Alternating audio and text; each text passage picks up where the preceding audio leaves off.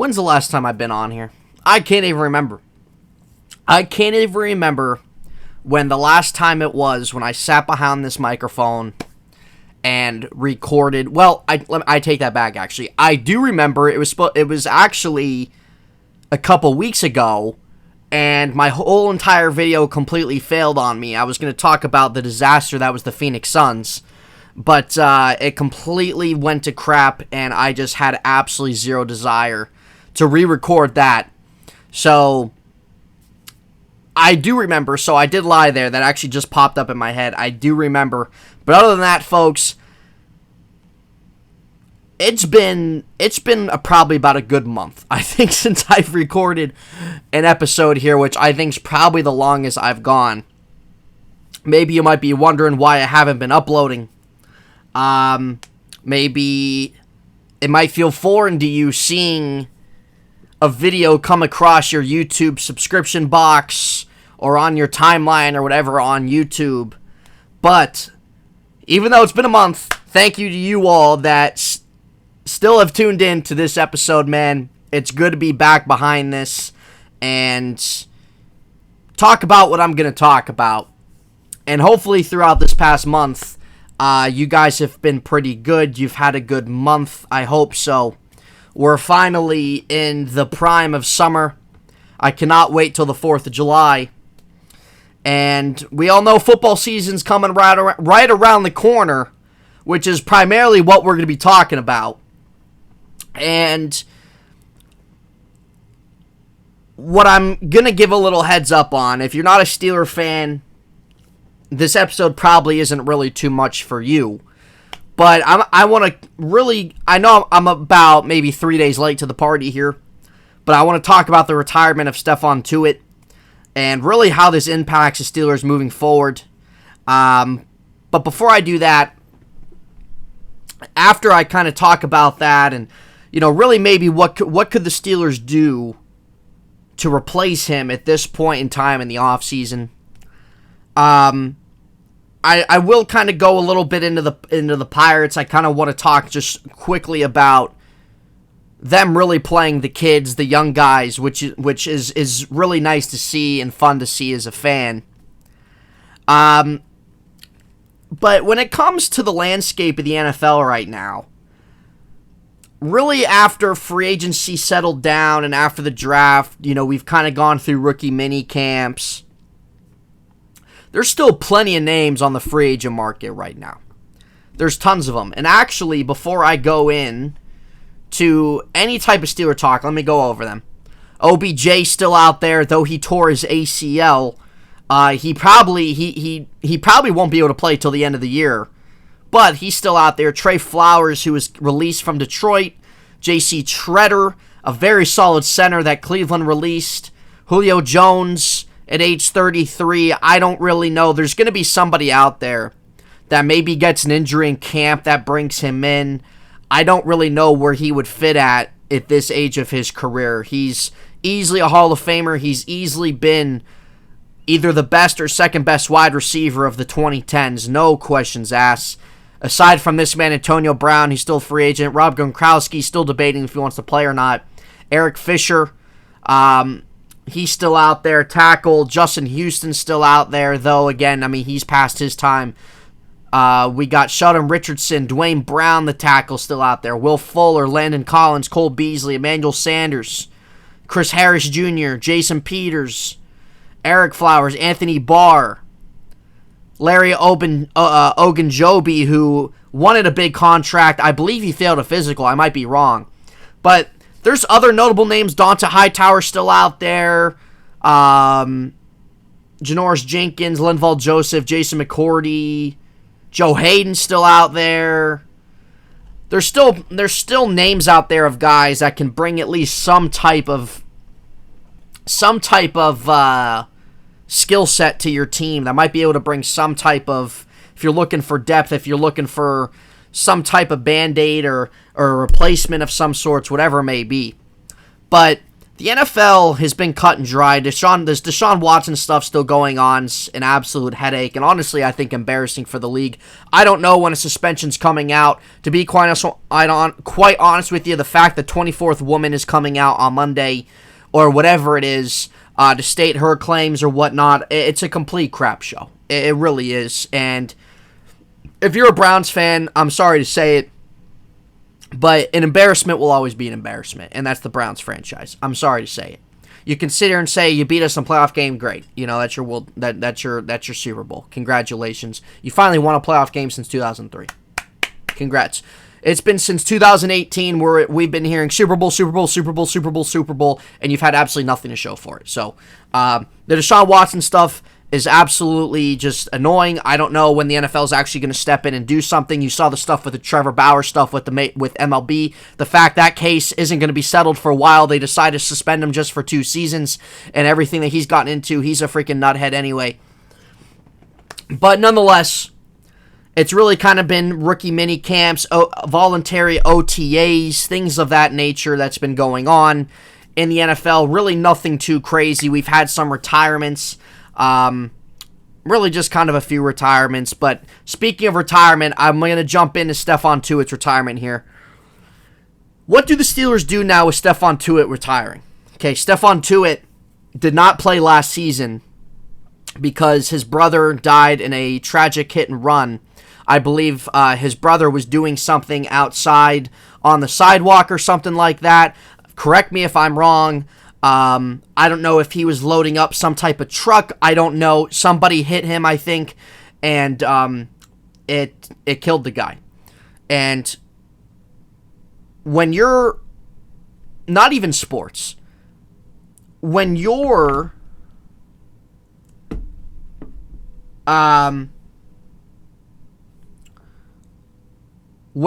doing anything in life and you're struggling mentally,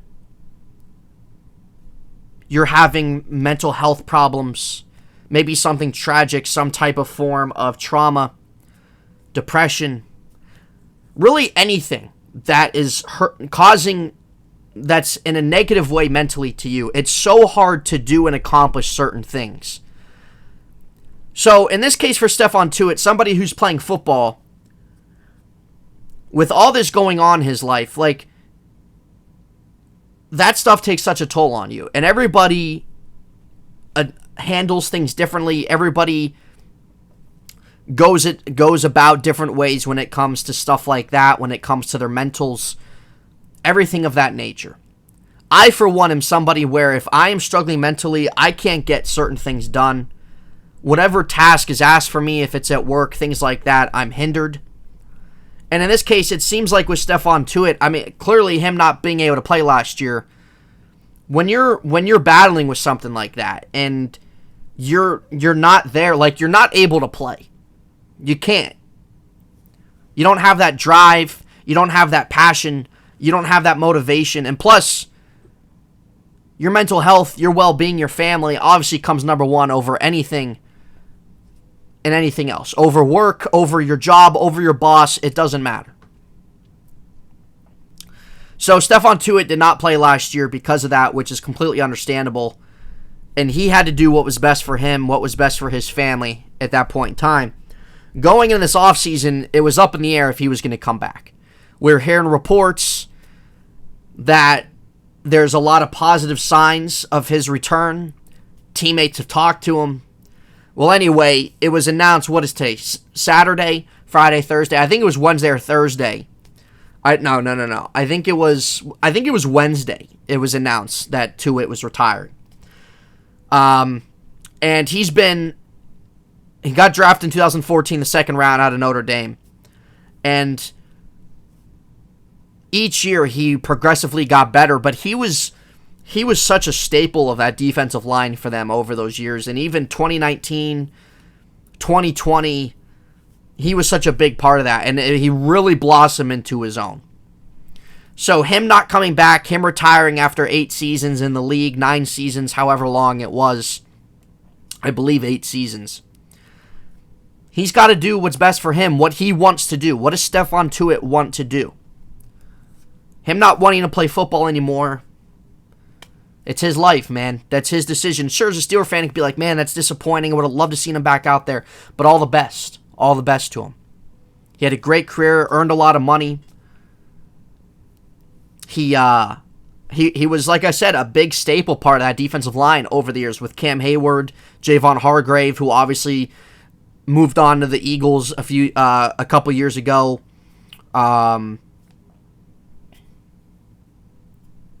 He was a big factor, and so obviously him not being there last year definitely hurt their run defense, definitely hurt them up front, and not even having Tyson Alualu there either hurt them. Now, he will be back this year, which I'm assuming is probably his last season in the league. Last year under contract, he's, I believe, going to be age 35. So, but yeah, so that was the news, and you can have some stupid-ass Steeler beat reporters out there saying the Kenny Pickett trade or pick wasn't good. They should have went a defensive lineman because of the situation. You don't know what the future holds, asshat. You don't. The Kenny Pickett pick is fine. They still drafted DeMarvin Leal in the 3rd round. Isaiah Loudermilk, who was I believe a 5th round pick from them last year, I think. In moments that he played last year, because the Steelers did rotate guys with Alualu and Tuitt being out, he shined and blossomed in those opportunities. So he's going to be there in year 2. Chris Wormley, who stepped up in place of Stephon Tuitt primarily, let me go into his stats last year. He started 14 games. He had 1 forced fumble. He had 7 sacks. He had 6 tackles for loss. I don't have all the deep and detail stats of the rest on him in terms of his rush rate and all this other kind of crap. But Chris Wormley isn't a game-changing type player, obviously. Chris Wormley is a rotational type player, really, I think. But for him coming in and taking most of the snaps over anybody else in place of Tuitt/Alualu, he shined a lot of times, and he was effective. He got in there a lot. And it wasn't just the defensive line that struggled with the run defense. The linebackers had an issue with that, which they improved over the offseason with that. But it does hurt seeing him retire and not having him this year. It would have just really made that front 7 all that much more better. But now you have younger guys who are going to get even more opportunity than what they had last year. And the Steelers are going to see what they got. And who knows? They could still go into free agency and look at a defensive lineman out there that they think can fit their scheme, that they think can bring something to them that they don't have. And maybe that's a guy like, let's see here. I'm just going to throw some names out there. Maybe that's Alaria Ogunjobi, though he wants big money. Maybe that's an Ndamukong Suh. Maybe it's a Star Lutulele. Maybe a Linval Joseph. Maybe I'm just throwing names. This isn't me saying all these guys are good fits for the team or anything like that. I'm just throwing names out there of guys that are out there. Maybe Eddie Goldman, or let's see who else. I'm looking at the top 100 free agents available, by the way. Brandon Williams, I don't know. Corey Peters. And some of these guys are older, but if you want to bring them in on a 1-year deal, to at least have some depth there, to have some type of depth there and assurance back there, because you're really young with these other guys that are going to, and everything. Maybe you go that route. I don't know. But guys like Matt Loudermilk, Wormley again, Leal, who they drafted in the 3rd round. They have, who am I blanking out on? I know there's a couple other guys as well. I know they drafted at the end of the 7th round or 6th round of last year. Carlos Davis, I think was his name. He's still out there. They have guys that are going to get opportunity to win those battles come training camp time. But the question is, do the Steelers want to move forward with that and also bring somebody else in? Or are they going to roll with some of the young blood they have to try and take advantage of those opportunities to play alongside Alualu and Cam Hayward? I don't know. But it does suck. Stephon Tuitt was fun to watch. I remember when they drafted him in 2014. I love the pick. He started right away. Stephon Tuitt was never somebody that was an all-pro type player, but there were definitely a couple times he should have been considered to make the Pro Bowl roster. I don't think he ever did. 2020, he had a great season. 2019, and he got better through the years as well, but he was always a consistent player, somebody you could rely on to be alongside the opposite side of Cameron Hayward. So he'll definitely be missed on the team, but it comes down to the next man up, right? So that's how it goes. But also going into Steelers OTAs, Deontay Johnson wasn't there. Then he did come there and did show up, I think, in the last couple days or so, which is good to see. He's in the midst of a contract situation. He's going to be a free agent. I don't know what the Steelers do, man. The wide receiver market is absolutely blowing off. It seems like these guys are getting $20+ million a year, which seems like what Deontay Johnson's going to want. I'm perfectly fine with them paying him. I think Deontay Johnson's a really nice talent.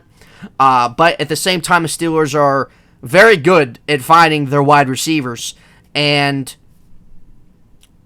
I don't see that. I think they'll probably let him test free agency next year. But this is the year as well for a guy like Chase Claypool to really step up and put everything and all those tools, and from his physique to his athletic ability to his size, all together and have a big season. This is the season for it. But seeing them out there, seeing guys roll back out there, man, is good to see, is exciting. So we'll see what happens. Training camp's going to come up in July. They're going to be back in Latrobe. And before you know it, it'll be August and in September for opening night of the NFL, which is great. But I want to come on here, just kind of put some thoughts out onto it, wish them the best, and really maybe what we could see the Steelers go moving forward. Transition to the Pirates.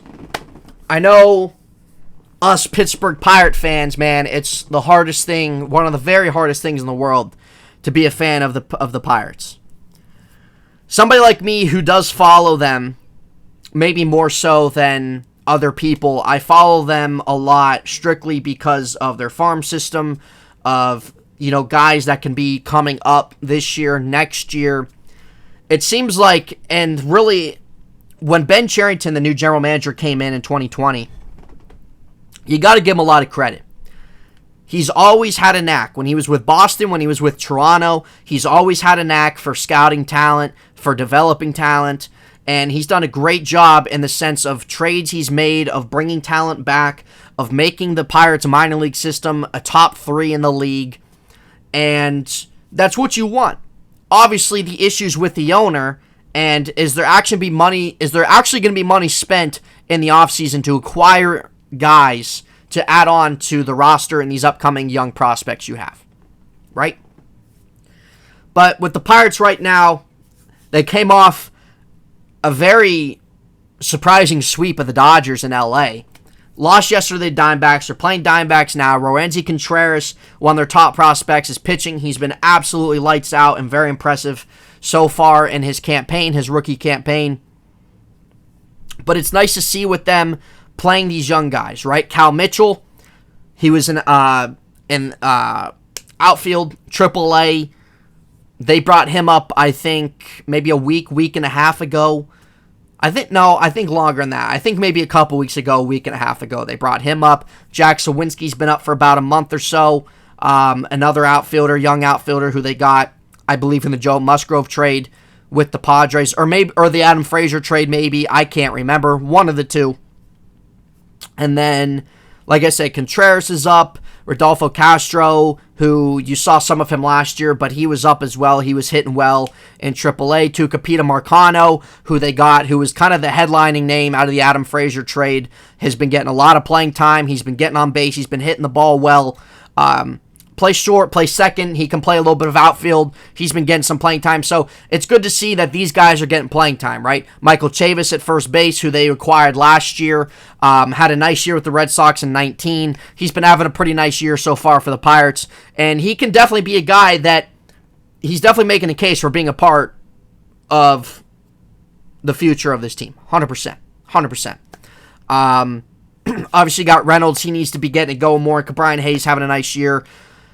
Their catchers are pretty worthless right now. Henry Davis, once he's up, ready to go. Endy Rodriguez, Roberto Perez, obviously out for the year. But it's good seeing them playing the young talent, because that's what you got to do. That's what you got to do. And there's some guys that are on the injured list that'll be coming back, things like that. Obviously, Diego Castillo's been up here all year. So it's a matter of time until O'Neal Cruz comes up. I mean, every time this guy hits a home run, he's always checking his wrist, checking his, when's the time coming. I don't understand why he hasn't been called up yet. We're in June. But I would expect before this month's over, he's going to be up, which is very exciting. Travis Swaggerty is another guy to keep an eye on, former first-round pick in 2016, 2017. He's really done everything he could in AAA. Was in AAA last year, got hurt. He's been having a pretty solid outing again in AAA this year. Young outfielder, so it's going to be a matter of time till when he comes up. And there's a few other names. I mean, Mason Martin, first baseman's been knocking the leather or whatever you want to call it off the ball. He's a guy that you could see come up. Cody Bolton, maybe a starting pitcher in AAA, see what he's got. A lot of, aside from Roansy Contreras and O'Neal Cruz, the rest of the guys are guys that are going to get opportunity and will be able to make a case for themselves, but they're not the Pirates like groundbreaking prospects. Some of those guys are still in AA or Class A still right now. But aside from Contreras and Cruz, these other guys, like I said, Mitchell, Sawinski, who's been up, Castillo, Yeri De Los Santos, who's out of the bullpen. He hasn't been too bad. A lot of these guys are guys who have promise, right? And are in, I believe they're top 30 of prospects, but they're not like those, top 5 prospects of teams or anything like that, but they're still going to get opportunity. They still have promise, right? So we'll see what happens there, but it's good to see the Pirates playing these guys. And really, as a Pirate fan, that's really what it is this season again. We know they're not going to go anywhere. They're not going to be a playoff team, but if you want to watch the young guys and guys that are possible parts of the future of this team, aside from Reynolds and Hayes, and guys that are future parts of this team, Contreras, Cruz, that's really what you're looking for this year. So I think really going into next year, I view next year as that transition period. You had certain guys come up this year. You're going to have a few more really top guys come up next year. You need to spend some money in free agency, bring in a couple vets, make that starting pitching rotation better. That's what they got to do. But we'll see how they go with the Diamondbacks tonight. Really, the only time I like to really tune in is when I know like Contreras is pitching, or I do want to watch Hayes and Reynolds, of course, and stuff like that. But with where they are right now, like, I'm not going out of my way. It's not like I'm going out of my way to watch a winning product. Like, they play every day. If the Pirates played once a week or a couple times a week, then yeah, that's different. But they play every day. So, like, I'm not going out of my way necessarily to watch the games. I keep up with the games, even when I'm not watching it. I see what happens, but try to watch when I can. I just kind of want to see some of these young guys really kind of flourish into their first season, stuff like that, see how they do. But anyway, I wanted to come on here, just kind of briefly put some thoughts out on Tuitt, kind of briefly put some thoughts out about the young Pirates. I don't know when I'm going to be back on here next. As I've said, I've just been... I've been busy the last month. There honestly hasn't really been anything to really sink really your teeth into. I feel like I honestly haven't been watching any NHL playoffs. The NBA Finals are obviously going on right now. But I've been spending a lot of time. My girlfriend been spending a lot of times with, friends, family as well, stuff like that. Trying to focus on some other things. But anyway, I appreciate each and every one of you taking the time out of your day to listen to the show, listen to the podcast, about a 25-minute show here. Not sure when I'll be back on. That's why I say in the description down below, follow me on Twitter, Nate_Heintz, Instagram, Nathan_Heintz, Facebook, in Heintz site to keep up with things of the channel. If you want to keep up with my posting, if you want to interact, feel free to do that because I'm always on those platforms, stuff like that. But we'll see when we post next. I have some family coming in tonight. You got to wait and see, stuff with work and everything like that. So I try to get on here when I can, but the past month has just been really busy with a lot of things, and whenever there's really nothing that's especially with where you're at as a channel, when there's certain things that just aren't really worth spending 5-10 minutes recording of, you know. I don't know. That's kind of how I view it. But hit the subscribe, guys, if you haven't. Hit the thumbs up if you haven't. I really appreciate it. Just doing everything we can to keep growing this thing week at a time. So, but I appreciate it. Thank you all so much. We'll be back soon. I will not be gone a month hiatus like I was this time. We're going to have a lot more things to talk about with the rest of the NBA Finals, NBA offseason, NFL going into training camp soon, everything like that. So, keep up with everything if you want to. Like I said, I always appreciate the support, and we will see you guys back here soon. All right, guys. We'll see you then.